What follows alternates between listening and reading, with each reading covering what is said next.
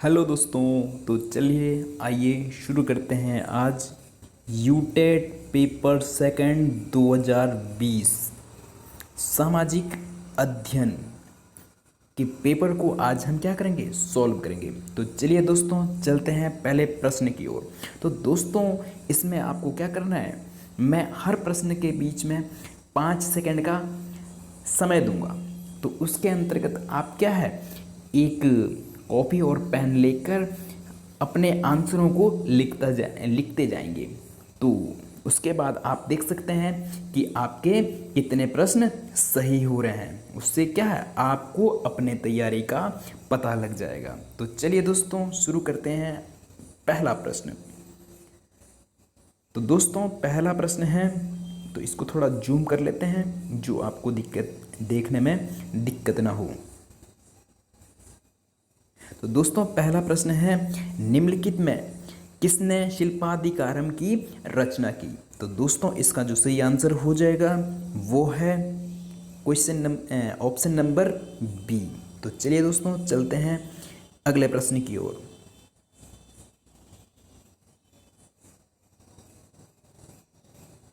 तो दोस्तों अगला जो प्रश्न है वो है, निम्नलिखित हड़प्पा सभ्यता के स्थलों में किस स्थान पर पुरातत्वविदों को जोते हुए खेतों के प्रमाण मिलते हैं। पुराविदों को जोते हुए खेतों के प्रमाण मिले। तो दोस्तों इसका जो सही आंसर हो जाएगा वो है ऑप्शन नंबर ए, कालीबंगा।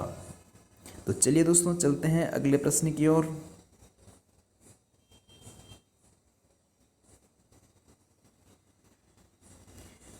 तो दोस्तों अगला प्रश्न है, निम्नलिखित धातुओं में कौन सी महाश्म संस्कृति से संबंधित की गई है। तो दोस्तों इसका जो सही आंसर हो जाएगा वो हो जाएगा ऑप्शन नंबर डी। तो चलिए दोस्तों बढ़ते हैं अगले प्रश्न की ओर।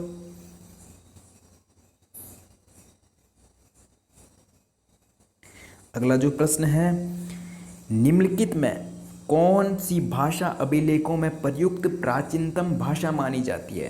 तो दोस्तों चलिए आंसर करिए। तो दोस्तों इसका जो सही आंसर हो जाएगा वो है option number C. Option number C इसका राइट आंसर हो जाएगा। तो चलिए दोस्तों बढ़ते हैं अगले प्रश्न की ओर।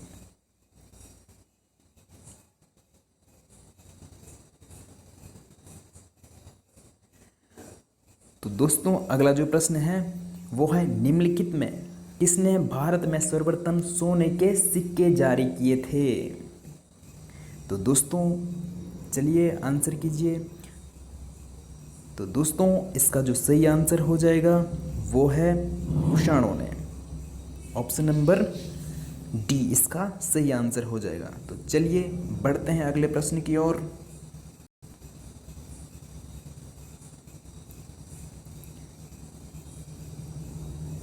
तो अगला जो प्रश्न है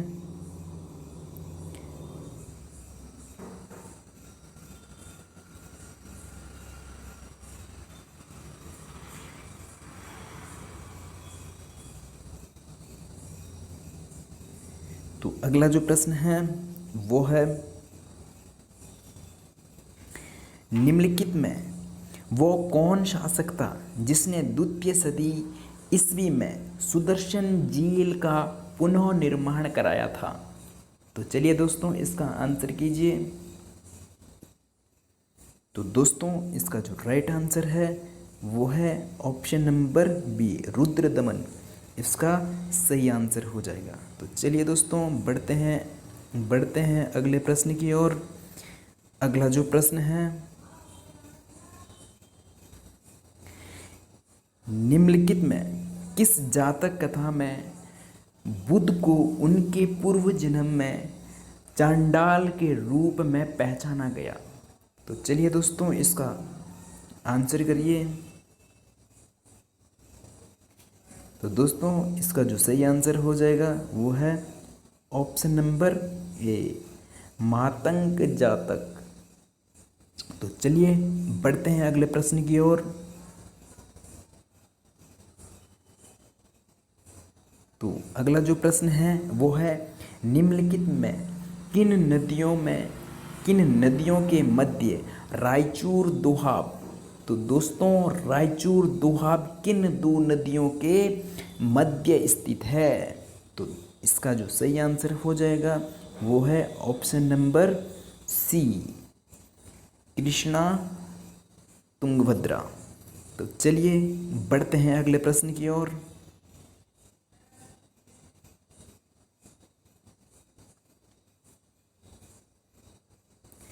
अगला जो प्रश्न है वो है निम्नलिखित में कौन मुगल काल में वो भूमि का प्रकार था जिसे 3-4 वर्षों तक बिना खेती के छोड़ दिया जाता था। तो इसका जो सही आंसर हो जाएगा वो हो जाएगा ऑप्शन नंबर सी, चाचर। तो चलिए बढ़ते हैं अगले प्रश्न की ओर। तो अगला जो प्रश्न है वो है निम्नलिखित में किस पुस्तक का मुगल काल में रज्मनामा के नाम से अनुवाद किया गया।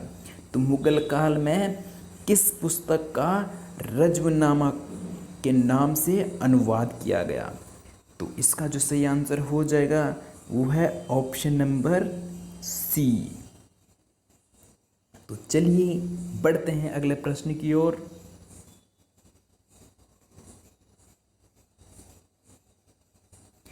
अगला जो प्रश्न है निम्नलिखित में किसने आलमगीरनामा अर्थात औरंगजेब के शासन के प्रारंभिक 10 साल के इतिहास का संकलन किया। तो ऐसे कौन से इतिहासकार हैं जिन्होंने औरंगजेब के प्रारंभिक 10 साल का संकलन किया। तो इसका जो सही आंसर हो जाएगा वो हो जाएगा option number A, Mohammad Kazim. तो चलिए बढ़ते हैं अगले प्रश्न की ओर। अगला जो प्रश्न है वो है निम्नलिखित में किसके लिए अंग्रेजों ने 1832 में दामीन ए कुह नामक भू क्षेत्र की सरहदबंदी की थी। तो इसका जो सही आंसर हो जाएगा वो है ऑप्शन नंबर बी। तो चलिए बढ़ते हैं अगले प्रश्न की ओर। तो अगला जो प्रश्न है वो है निम्नलिखित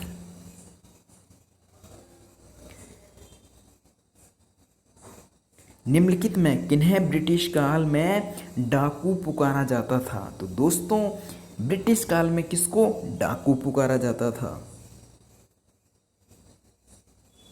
तो ब्रिटिश काल में किसको डाकू पुकारा जाता था।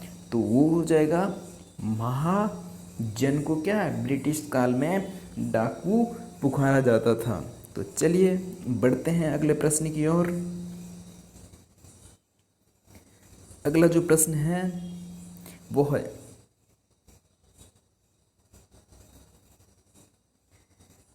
अगला प्रश्न है तो दोस्तों इसको थोड़ा सा छोटा करना पड़ेगा क्योंकि प्रश्न पूरा नहीं आ पा रहा है इस पे। तो अगला जो प्रश्न है वो है निम्नलिखित में किसने अवध के राज्य के विषय में कहा था कि यह एक ऐसी चेरी है जो एक दिन हमारे मुंह में आ जाएगी। तो दोस्तों इसका जो सही आंसर हो जाएगा वो हो जाएगा option number D, Lord Dalhousie. तो पढ़ते हैं अगले प्रश्न की ओर।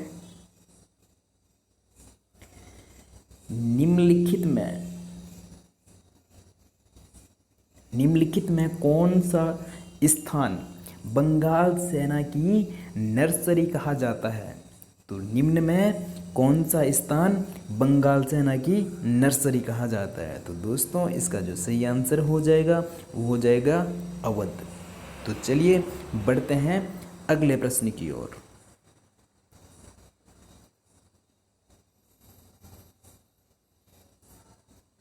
तो अगला जो प्रश्न है वो है, निम्नलिखित में किस वर्ष राजधानी कलकत्ता से दिल्ली स्थानांतरित की गई? तो चलिए आंसर कीजिए। तो आइए इसका जो आंसर है वो हो जाएगा ऑप्शन नंबर सी, 1911। तो बढ़ते हैं अगले प्रश्न की ओर।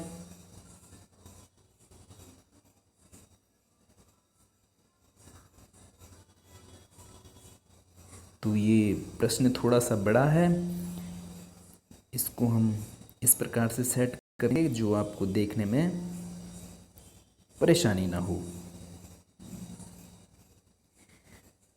तो दोस्तों आपको क्या करना है, सूची का मिलान करना है। प्रथम सूची को द्वितीय सूची से क्या करना है, सुमेलित करना है। तो दोस्तों चलिए आंसर कीजिए। तो चलिए इसका जो सही आंसर हो जाएगा वो हो जाएगा ऑप्शन नंबर डी। क्या हो जाएगा इसका सही आंसर हो जाएगा दोस्तों ऑप्शन नंबर डी। तो दोस्तों क्या है, प्राकृतिक संसाधन क्या है, वायु है, और नवीकरणीय संसाधन कौन हो जाएगा, पवन ऊर्जा।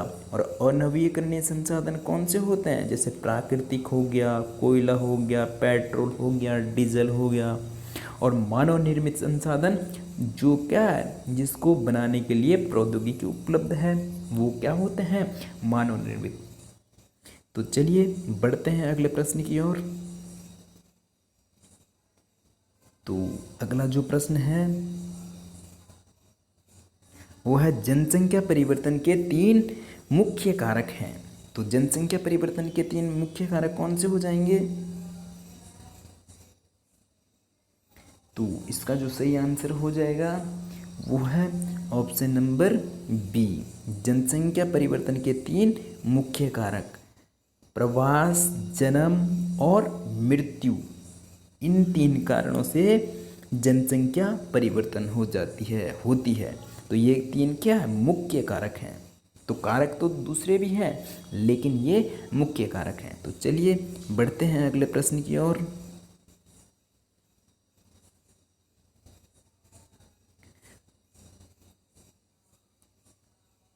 तो अगला जो प्रश्न है वो है, संसार में दिन और रात की अवधि कब बराबर होती है?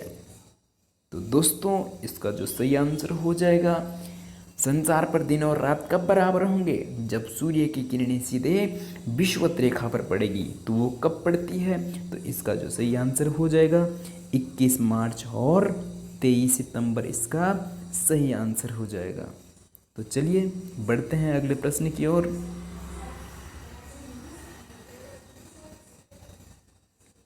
तो अगला प्रश्न है, द्वीपीय महाद्वीप किसे कहा जाता है? ऐसा कौन सा महाद्वीप है जिसको द्वीपीय महाद्वीप कहा जाता है? तो दोस्तों इसका जो सही आंसर हो जाएगा वो है ऑस्ट्रेलिया। ऑस्ट्रेलिया चारों ओर से समुद्र से घिरा है। तो चलिए बढ़ते हैं अगले प्रश्न की ओर। विश्व की सबसे प्राचीन वलित पर्वत श्रृंखला। तो दोस्तों इसका जो सही आंसर हो जाएगा वो हो जाएगा, चलिए आंसर कीजिए। तो इसका जो सही आंसर हो जाएगा वो है अरावली। अरावली इसका क्या हो जाएगा दोस्तों, सही आंसर हो जाएगा। तो चलिए दोस्तों बढ़ते हैं अगले प्रश्न की ओर।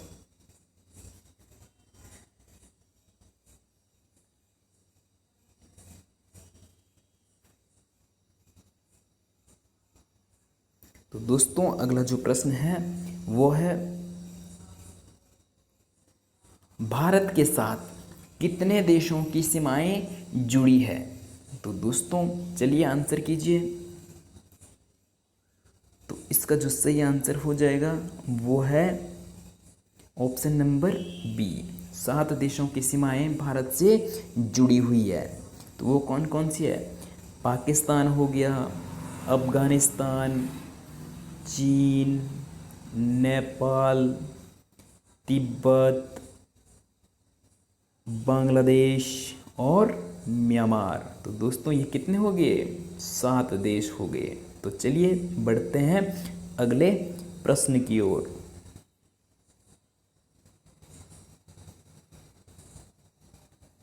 तो अगला प्रश्न थोड़ा बड़ा है, तो इसको हम क्या कर लेंगे, इस प्रकार से सेट कर लेंगे जो आपको देखने में परेशानी ना हो।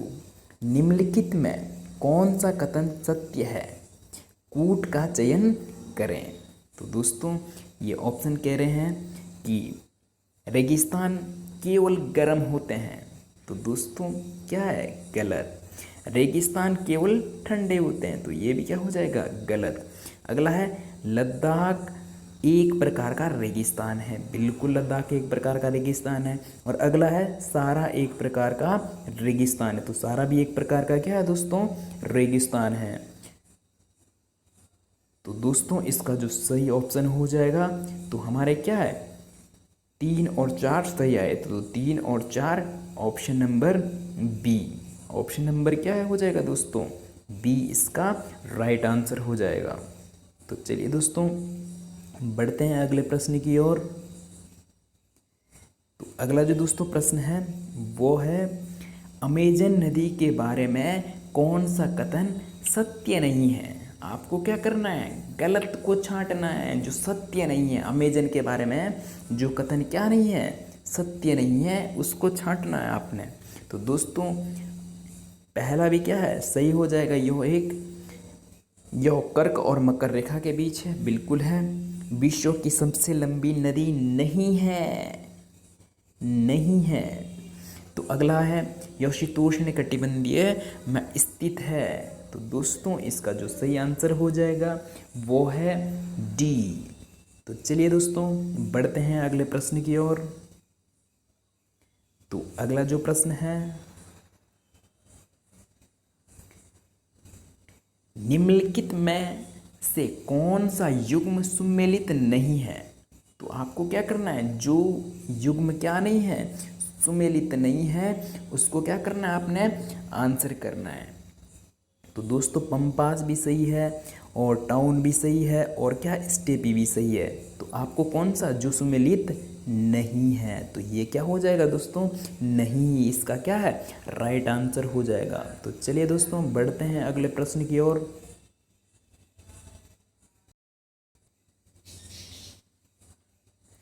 ज्वार भाटा का कारण है। तो दोस्तों ज्वार भाटा के क्या कारण होते हैं, तो ज्वार भाटा का कारण होता है चंद्रमा और सूर्य के प्रकाश, गुरुत्वाकर्षण शक्ति। तो दोस्तों चंद्रमा और सूर्य की गुरुत्वाकर्षण शक्ति के कारण क्या है, ज्वार और भाटा आते हैं। तो चलिए बढ़ते हैं अगले प्रश्न की ओर। अगला जो प्रश्न है वो है गरजती चालीसा का संबंध किससे है। तो गरजती चालीसा का संबंध किससे है।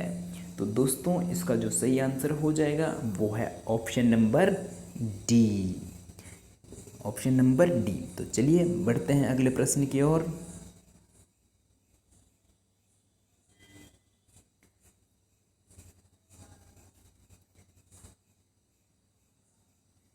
जापान का मानचेस्टर किसे कहा जाता है। तो दोस्तों जापान का मानचेस्टर किसे कहा जाता है, ऑप्शन नंबर ए सही आंसर हो जाएगा, ओसाका को। तो दोस्तों अब चलते हैं अगले प्रश्न की ओर। अगला जो प्रश्न है, तो दोस्तों ये प्रश्न थोड़ा सा बड़ा है, इसको क्या करना पड़ेगा, इस प्रकार से सेट करना पड़ेगा कि आपको क्या है, चारों ऑप्शन दिख जाएं।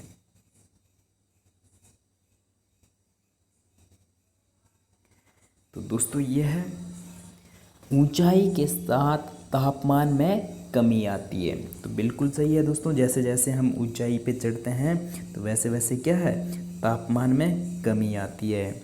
और उसका तर्क दे रहे हैं आर, ऊंचाई के साथ वायुमंडल के घनत्व में भिन्नता आती है। तो बिल्कुल सही है, बिल्कुल व्याख्या सही कर रहा है। तो दोस्तों इसका जो आंसर हो जाएगा ऑप्शन नंबर ए। तो चलिए बढ़ते हैं अगले प्रश्न की ओर।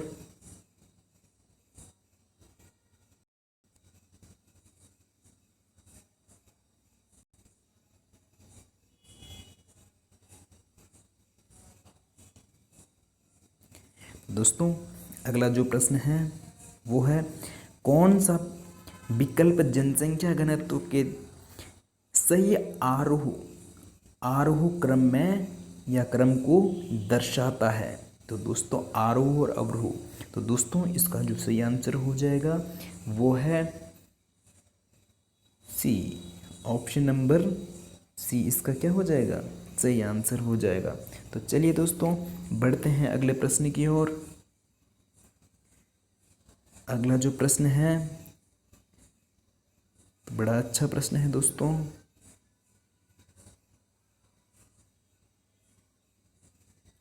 इनमें से कौन प्रमुख यामोत्तर, तो दोस्तों प्रमुख यामोत्तर कौन सा हो जाएगा, तो ऑप्शन नंबर बी क्या है, प्रमुख यामोत्तर। तो चलिए दोस्तों अगले प्रश्न की ओर। तो इसको थोड़ा सा जूम कर लेते हैं। तो अगला जो प्रश्न है वो है निम्नलिखित में से कौन सा थेमेटिक मानचित्र, तो थेमेटिक मानचित्र, तो दोस्तों मानचित्र कितने, मानचित्र 3 प्रकार के होते हैं। तो थेमेटिक मानचित्र के अंतर्गत हम किसका अध्ययन करते हैं, वर्षा वितरण मानचित्र। तो दोस्तों एक होता है भौतिक मानचित्र, अगला होता है राजनीतिक मानचित्र और तीसरा होता है थेमेटिक मानचित्र, जिसके अंतर्गत क्या हम वर्षा वितरण का अध्ययन कर रहे हैं या करते हैं। तो चलिए बढ़ते हैं अगले प्रश्न की ओर।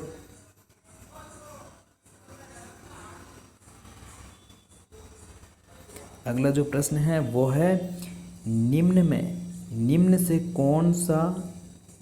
कौन व्याख्यान विधि का गुण नहीं है। तो दोस्तों आपको क्या है, इस नहीं को क्या है अच्छे से देखना है। व्याख्यान विधि का गुण नहीं है तो वो जाएगा दोस्तों कौन, बाल केंद्री विधि या बाल केंद्रित विधि। तो इसमें क्या होता है दोस्तों, इसमें टीचर ही क्या है व्याख्या देता रहता है और बच्चा क्या है, इसमें बच्चे की उतनी ज़्यादा भूमिका नहीं रहती है, बच्चा सिर्फ क्या करता है, सुनता है। तो चलिए दोस्तों बढ़ते हैं अगले प्रश्न की ओर।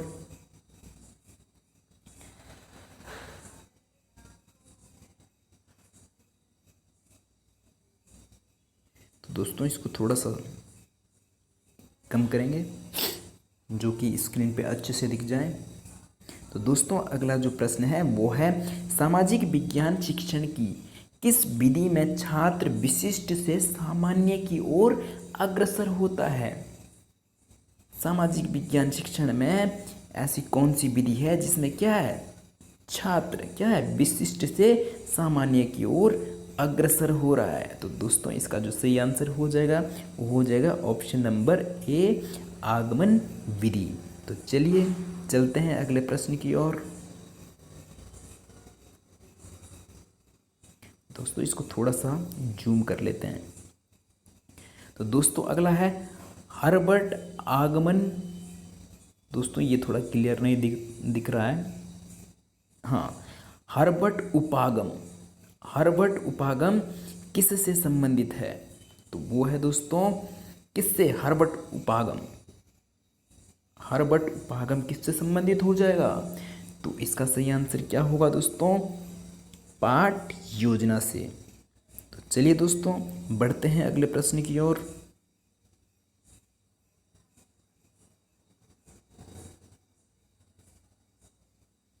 तो इसको फिर से थोड़ा सा छोटा करना पड़ेगा प्रश्न को। तो दोस्तों अगला प्रश्न है सामाजिक अध्ययन शिक्षण में छात्र, दोस्तों क्लियर नहीं दिख रहा, व्यवहारिक ज्ञान प्राप्त करता है। तो सामाजिक अध्ययन शिक्षण में छात्र व्यवहारिक क्या कर रहा है, ज्ञान प्राप्त करता है। तो व्यवहारिक ज्ञान दोस्तों क्या करता है, जब बच्चा ज़्यादा से ज़्यादा क्या करेगा, भ्रमण करेगा और भ्रमण के माध्यम से बच्चा व्यवहारिक रूप से क्या है, ज्ञान को सीखेगा। तो चलिए बढ़ते हैं अगले प्रश्न की ओर।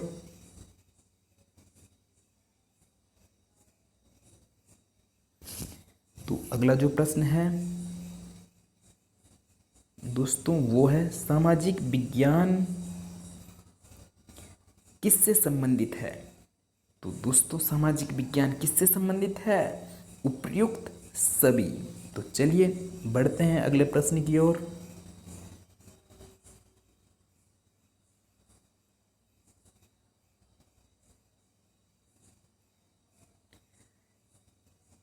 तो अगला जो प्रश्न है वो है, निम्नलिखित में से कौन सा सामाजिक अध्ययन, तो दोस्तों हाँ, पढ़ाने का उद्देश्य नहीं है। सामाजिक अध्ययन को पढ़ाने का उद्देश्य कौन सा नहीं है? तो अच्छी नागरिकता भी होगा, चरित्र निर्माण भी होगा, अच्छी तरह से स्कोरिंग। तो ये क्या है दोस्तों? नहीं है। ये क्या है? सामाजिक विज्ञान अध्ययन पढ़ाने का क्या है? उद्देश्य नहीं है। तो ये क्या हो जाएगा? नहीं ही यहाँ पे क्या है? सही आंसर हो जाएगा। तो चलिए बढ़ते हैं अगले प्रश्न की ओर। अगला जो प्रश्न है वो है दोस्तों, पर्यावरण शिक्षा को स्कूलों में पढ़ाया जाना चाहिए, क्यों? क्यों पढ़ाया जाना चाहिए? तो दोस्तों इसका जो सही आंसर हो जाएगा वो है, इसका सही आंसर हो जाएगा ऑप्शन नंबर बी। और बी क्यों हो जाएगा दोस्तों? यह जीवन का महत्वपूर्ण हिस्सा है। सामाजिक विज्ञान क्या है? हमारे नहीं, पर्यावरण, हमारे पर्यावरण शिक्षा को स्कूलों में क्यों पढ़ाया जाना चाहिए? क्योंकि ये क्या है? हमारे जीवन का महत्वपूर्ण हिस्सा है। तो चलिए बढ़ते हैं अगले प्रश्न की ओर।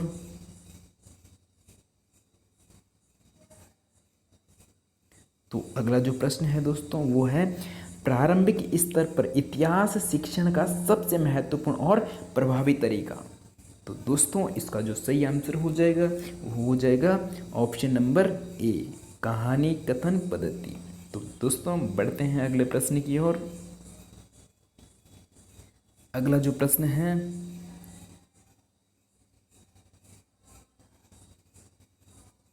तो चलिए स्टार्ट करते हैं।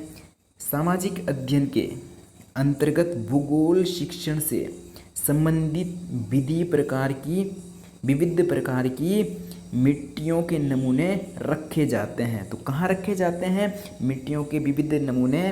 भूगोल संग्रहालय में। तो ऑप्शन नंबर बी दोस्तों इसका सही आंसर हो जाएगा। तो चलिए बढ़ते हैं अगले प्रश्न की ओर। अगला प्रश्न है दोस्तों, भौतिक मात्राएं। दोस्तों ये क्लियर नहीं दिख रहा है, तो हाँ, भौगोलिक यात्राएं हैं। तो भौगोलिक यात्राएं कौन सा हो जाएगा दोस्तों? तो इसका जो सही आंसर हो जाएगा वो है ऑप्शन नंबर सी, भौगोलिक यात्राएं क्रियात्मक सामग्री। तो चलिए बढ़ते हैं अगले प्रश्न की ओर। अगला जो प्रश्न है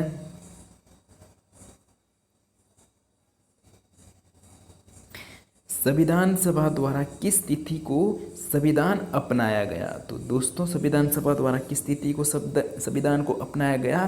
तो हो जाएगा दोस्तों सही ऑप्शन हो जाएगा 26 नवंबर 1949 को क्या है संविधान को अपनाया गया, और 26 जनवरी 1950 को संविधान बनकर नहीं, उस दिन संविधान लागू किया गया। तो चलिए दोस्तों बढ़ते हैं अगले प्रश्न की ओर। तो प्रश्न है दोस्तों, संसदात्मक शासन व्यवस्था में वास्तविक कार्यपालिका शक्ति रहती है किसके पास? तो दोस्तों इसका जो सही आंसर हो जाएगा वो हो जाएगा ऑप्शन नंबर डी, मंत्री परिषद के पास क्या होती है? वास्तविक कार्यपालिका की शक्ति। तो चलिए बढ़ते हैं अगले प्रश्न की ओर।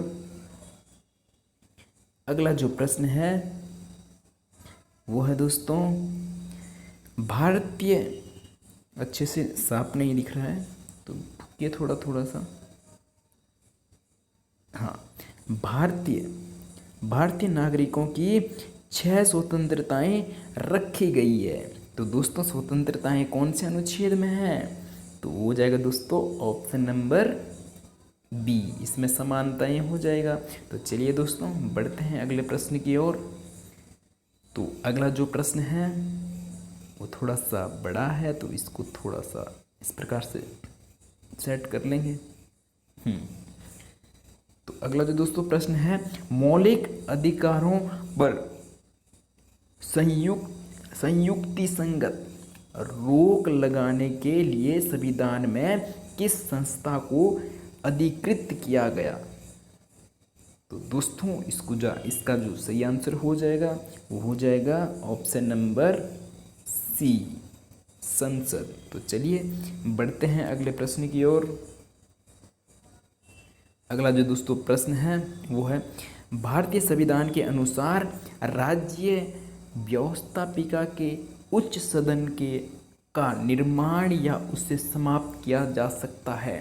दोस्तों इसका जो सही आंसर हो जाएगा वो है ऑप्शन नंबर सी। तो चलिए चलते हैं अगले प्रश्न की ओर।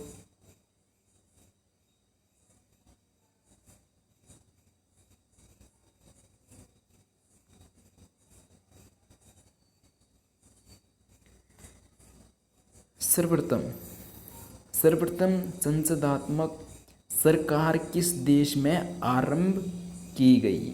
तो दोस्तों इसका जो सही आंसर है वो हो जाएगा option number B, great Britain UK में। तो चलिए बढ़ते हैं अगले प्रश्न की ओर। अगला जो प्रश्न है वो है, सर्वोच्च न्यायालय द्वारा राष्ट्रपति को दिया गया परामर्श बाध्यकारी होते हैं? राष्ट्रपति क्या उसके लिए बाध्यकारी होते हैं, बाध्यकारी नहीं होते हैं? ए और बी दोनों, नो तो ए और नो बी। तो दोस्तों इसका सही आंसर हो जाएगा ऑप्शन नंबर बी, राष्ट्रपति उसके लिए क्या है, बाध्यकारी नहीं होते हैं। तो चलिए बढ़ते हैं अगले प्रश्न की ओर। तो अगला जो दोस्तों प्रश्न है वो है, भारत के सर्वोच्च न्यायालय ने संविधान के आधारभूत ढांचे के सिद्धांत को स्पष्ट किया? दोस्तों किस सर्वोच्च न्यायालयवाद द्वारा किया गया? तो दोस्तों इसका क्या है, सही आंसर हो जाएगा केशवानंद भारती वाद 1973। तो चलिए बढ़ते हैं आगे की ओर।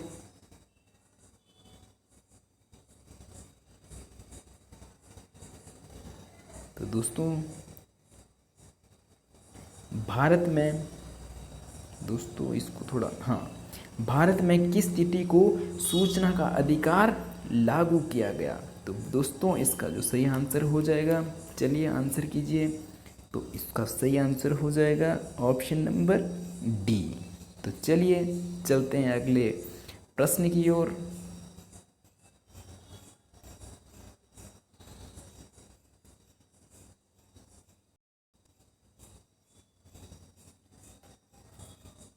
प्रश्न नंबर 142, संसद में उत्तराखंड के कितने सदस्य प्रतिनिधित्व करते हैं संसद में? तो दोस्तों 3 करते हैं राज्यसभा से और 5 करते हैं लोकसभा से। तो दोस्तों टोटल हो जाएंगे कितने, 8। तो दोस्तों इसका जो सही आंसर हो जाएगा वो हो जाएगा ऑप्शन नंबर सी। तो चलिए बढ़ते हैं अगले प्रश्न की ओर।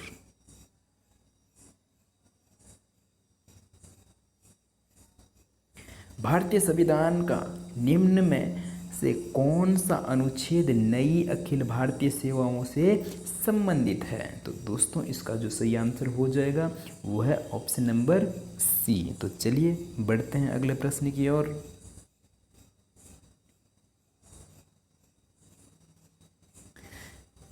उत्तराखंड के राज्यपाल द्वारा आंग्ल भारतीय समुदाय के कितने सदस्यों को राज्य विधानसभा के लिए मनोनीत किए जाते हैं? तो दोस्तों इसका जो सही आंसर हो जाएगा वो है ऑप्शन नंबर ए। तो चलिए चलते हैं अगले प्रश्न की ओर। तो अगला जो प्रश्न है दोस्तों वो है एक प्रधान। तो दोस्तों इसको थोड़ा सा क्लियर होने देते हैं। एक ग्राम प्रधान बनने हेतु न्यूनतम आयु क्या है? तो दोस्तों इसके लिए जो न्यूनतम आयु है वो है 21 वर्ष। तो चलिए चलते हैं अगले प्रश्न की ओर।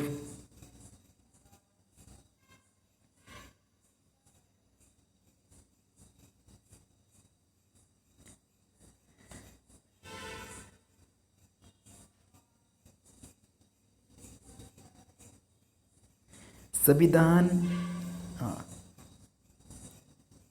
74वें संविधान संशोधन अधिनियम के प्रावधानों के तहत नगरीय क्षेत्र के शासन को कितने भागों में बांटा गया? तो दोस्तों इसका जो सही आंसर हो जाएगा वो हो जाएगा ऑप्शन नंबर बी, 3 भागों में बांटा गया। नगरीय प्रशासन को कितने 3 भागों में बांटा गया है। तो चलिए चलते हैं अगले प्रश्न की ओर। प्रश्न नंबर 47। तो दोस्तों अब हम समापन की ओर पहुंच रहे हैं। तो अगला जो प्रश्न है दोस्तों वो है 47। पंचायत राज संस्थानों में प्रारंभ में महिलाओं को कितने प्रतिशत आरक्षण दिया गया या किया गया? तो दोस्तों इसका जो सही आंसर हो जाएगा वो है, तो सभी मेरी महिलाएं बहनें इसका सही आंसर देंगी। तो इसका जो सही आंसर हो जाएगा वो है 33%। तो चलिए चलते हैं अगले प्रश्न की ओर। अगला जो प्रश्न है दोस्तों वो है भारत के संविधान की 12वीं अनुसूची में कितने विषय हैं? तो दोस्तों हमारी 12वीं अनुसूची है उसमें कितने विषय हैं? तो इसका जो सही जवाब हो जाएगा वो है 18। तो चलिए चलते हैं अगले प्रश्न की ओर जो हमारे आज का सेकंड लास्ट प्रश्न होगा। तो अगला जो प्रश्न है वो है निम्नलिखित में कौन सामाजिक अध्ययन विज्ञान की प्रमुख शिक्षण विधि नहीं है? तो इसका जो दोस्तों सही आंसर हो जाएगा वो है गृह विधि। तो चलिए बढ़ते हैं अगले प्रश्न की ओर जो हमारा आज का लास्ट प्रश्न होगा। सामाजिक अध्ययन के लिए निम्न में से कौन सी अनुदेशात्मक सामग्री प्रयोग की जाती है? तो दोस्तों इसका जो सही आंसर हो जाएगा वो हो जाएगा ऑप्शन नंबर डी। तो दोस्तों अगर वीडियो अच्छी लगी तो वीडियो को लाइक करें, चैनल को सब्सक्राइब करें। धन्यवाद।